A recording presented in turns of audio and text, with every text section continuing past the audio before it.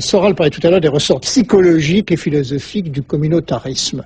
Quelles leçons tirez-vous, par exemple, du fait que tous ceux qui sont intervenus dans le débat en France, en faveur de l'intervention américaine pour la légitimer, étaient, sans exception, des amis ou des soutiens d'Israël? Et que répondez-vous à Soral lorsqu'il pointe l'existence d'un lobby juif, alors qui ne renvoie pas à l'entité juridique et constitutionnelle des États-Unis, mais d'un lobby juif? Il dit, après tout, il y a un lobby auvergnat, il y a un lobby corse, pourquoi il n'y aurait pas un lobby juif? Dès lors que Shamir dit on a les moyens de faire battre le président au Congrès par le lobby juif, je ne vois pas pourquoi il y en aurait un, Shamir pourrait le dire et que nous on ne pourrait pas le dire. Et moi j'ai apporté la réponse parce que c'est anticonstitutionnel en France.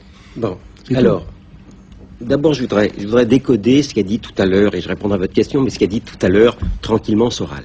Soral explique que indépendamment des horreurs de la Shoah, il y a une manière d'être sinon antisémite, ne jouons pas sur les mots, mais peu importe, d'être sinon antisémite, mais au moins anti-judaïque, qui fait partie d'un discours qu'on pourrait tolérer, et que Soral n'hésite pas tranquillement à évoquer, puisque dans son livre sur le peuple élu, il proscrit totalement la notion de peuple élu des Juifs, et selon les valeurs universalistes. Non, mais il se trouve... C'est de la mythologie. Il se trouve que le bouquin... Non, mais on donne la citation pour prendre la mesure du propos de Soral. Je vous la lis. Oui. Que répondre à un type, je crois que c'est de Barnaby dont vous parlez, hein, oui. Fut-il diplomate, qui prétend que la terre qu'il a conquise par l'argent et par les armes lui a été promise par Dieu dans les textes sacrés. Cette promesse de ventriloque a tout de l'argument tautologique, puisque ces textes sacrés, lui et ses ancêtres les ont écrits eux-mêmes. Non, je ne fais pas allusion à ça. Je fais allusion au passage de Soral où il écrit tranquillement « La spécificité d'une communauté qui continue à se proclamer peuple élu dans le monde moderne, laïque, rationaliste et universaliste du droit naturel, constitue donc une exception à ma connaissance unique, un mélange contradictoire d'argumentation raisonnée et d'arrogance obscurantiste que l'homme de bonne volonté ne peut que déplorer. » C'est quoi Soral? C'est quoi le bouquin de Soral? C'est à la fois un bouquin branché, tendance, si vous voulez, qui utilise tout l'arsenal de l'antisionisme d'aujourd'hui et du conformisme intellectuel d'aujourd'hui, et qui renoue également avec un classicisme qu'on croyait disparu, effectivement occulté par les horreurs de la Shoah, et qui reprend, si vous voulez, l'enseignement du mépris sur le mythe de l'élection. Parce que Soral, même s'il... Je pense que c'est... Excusez-moi... Non, j'ai pas fini. J'ai pas fini. Mais ce qui est essentiel, pourquoi et comment Soral peut-il se permettre aujourd'hui de dire ça tranquillement et de l'écrire en toute impunité? C'est parce que, en même temps, il utilise l'antisionisme. Et l'antisionisme, aujourd'hui, conformisme ambiant, est littéralement un passe-droit. Quelqu'un qui est antisioniste... a le droit de tout dire. Eh bien, quelqu'un ne peut pas être tout à fait mauvais. Quelqu'un qui peut être... Je ne suis pas antisioniste, je l'ai écrit. Quelqu'un... Oui, non, écoutez... Je suis simplement raisonnable. Allez, ça y ressemble. Hein. On va arrêter là les frappes rhétoriques pour laisser place à d'autres qui le sont beaucoup moins. On se retrouve après le journal pour la suite de notre débat.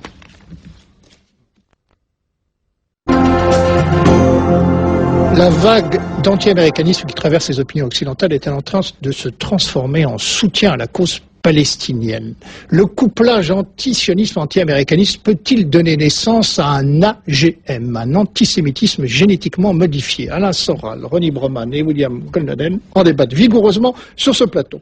Soral, éternel récidiviste, vous écrivez, derrière le djihad américain, ce qui se profile en réalité, c'est la fin de la rente de Nuremberg. Et cette idée de rente, c'est-à-dire d'instrumentalisation de la Shoah, elle vous obsède à tel point que vous y revenez un peu plus loin à propos de l'affaire Papon. Je vous cite, « Quand je vois ceux qui s'acharnent sur un vieillard, déjà 3 fois jugé, être tellement étranger à ce pardon chrétien, si profondément ancré dans la mentalité française et dans nos valeurs démocratiques, j'espère seulement que les Palestiniens, le jour où ils auront à nouveau un pays, ne se mueront pas à leur tour en rentiers de la réparation et ne poursuivront pas le retraité Sharon, complice des massacres de Sabra et Shatila et autres purifications ethniques, avec le même acharnement vengeur. Traduction juif, pas français, c'est ça?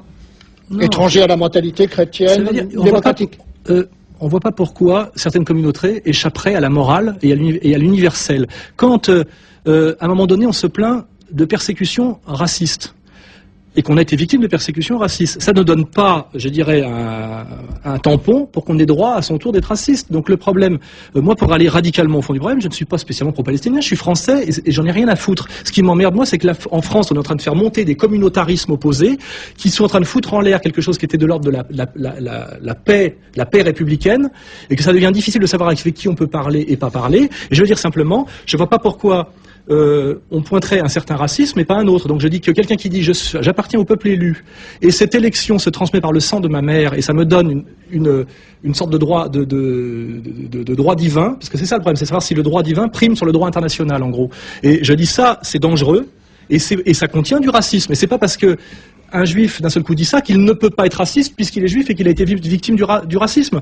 C'est-à-dire que c'est pas parce qu'à un moment donné les Israéliens veulent habiter dans une terre, comme l'a dit Arnaud Klarsfeld, une petite terre où il y aurait que des juifs, qui disent autre chose que ce que disaient à un moment donné les Serbes. Et moi, le problème, c'est quand les intellectuels de gauche d'origine juive ont dit les Serbes pour la purification ethnique, je me dis, à la limite, je sais pas si je suis pour ou contre, mais il faut le dire aussi quand Sharon le fait. Et moi, je pense que, d'une certaine manière, je suis sharoniste, parce que je pense que un Israélien de gauche, dans sa construction mentale, c'est un colon. Donc il faut qu'il s'en aille. S'il veut rester, il faut qu'il croie en Dieu. Il faut qu'il croie que c'est Dieu qui lui a donné cette terre. Donc la dérive naturelle d'un Israélien qui veut rester en Israël, c'est de devenir croyant. Mais à ce moment-là, il est sous l'égide du droit divin. Donc il ne peut plus recourir à la notion universaliste de droit international ou de droit laïque et universel. Et il y a tout ce problème. C'est à dire que si monsieur qui est en face de moi, excusez-moi, je ne me rappelle pas exactement de votre nom, et me dit, moi je crois à l'élection parce que je crois en Dieu et je crois à Moïse, au table de Laozera, je dis c'est très bien, mais vous ne pouvez pas demander à la République de vous donner le tampon, parce que ça, en 1791, on a assimilé en France tous les Français d'origine juive en tant que citoyens. Mais ils devaient rentrer dans la République et renoncer à un certain communautarisme ethno-tribal. Vous ne pouvez pas à la fois dire je suis un républicain citoyen et en même temps je suis un juif ethno-tribal. À un moment donné, il y a vous êtes face à une contradiction et je ne fais que la pointer du doigt. Alors voilà. William Goldnadel va répondre sans parler d'instrumentalisation. La religion de la Shoah, l'hypermnésie de l'Holocauste ne rend-elle pas les Juifs insensibles, sourds aux souffrances du peuple palestinien? Paradoxalement, vous reprochez aux Palestiniens d'exploiter médiatiquement leur statut de victime, comme s'il y avait un statut de victime qui est valorisé, survalorisé par la sensibilité contemporaine, comme s'il y avait une course pour la palme du martyr. J'ai écrit tout ça. Ouais. Je me suis plaint moi-même de l'hypermnésie de la Shoah. J'ai pointé cela et j'ai constaté... Mais est-ce qu'elle n'est pas source d'insensibilité? Je ne crois pas. Lorsque Soral prétend, je ne sais pas où il l'a vu cela. Je ne sais pas où il a vu que les Juifs, qu'il appelle les Juifs communautaristes, voire hystériques, ont exigé, sous prétexte qu'ils avaient été victimes de la Shoah, une sorte de tampon où ils auraient le droit de blanc-seing. En réalité, ça fait partie évidemment de l'arsenal antisioniste. On prétend que les Juifs instrumentalisent la Shoah pour faire des massacres en Palestine à l'identique de ce qu'ont fait les nazis. En réalité, Soral, dans son bouquin, est obsédé par la Shoah. Il blâme la compétition victimaire entre les gens. Mais c'est Soral lui-même qui compare, qui reproche notamment à Hollywood d'avoir mis en scène la Shoah à travers la liste de Spielberg, à travers et de ne pas faire de film sur le martyr palestinien. Mais nous sommes, on est dans l'absurdité la plus totale. Dans l'absurdité. Et pourquoi pas sur le problème kurde? Pourquoi? Mais c'est quand même curieux. C'est quand même curieux. Pourquoi vous venez dans votre pamphlet uniquement reprocher à Hollywood le fait d'avoir fait des films sur le martyrologe juif et non pas sur le martyrologe palestinien. D'abord, permettez-moi de vous dire, quand vous dites que vous avez les yeux secs par rapport au martyrologe juif, moi je n'ai pas peur de dire que j'ai les yeux secs par rapport au martyrologe palestinien. D'abord parce que la vérité m'oblige à dire, que ça vous plaise ou non, c'est de la petite bière, le martyrologe palestinien par rapport au martyrologe juif. C'est de la petite bière, premièrement. Deuxièmement, je le dis. Non, mais je comprends qu'en termes d'échelle, c'est vrai que c'est en termes d'échelle et d'organisation, je n'ai pas fini,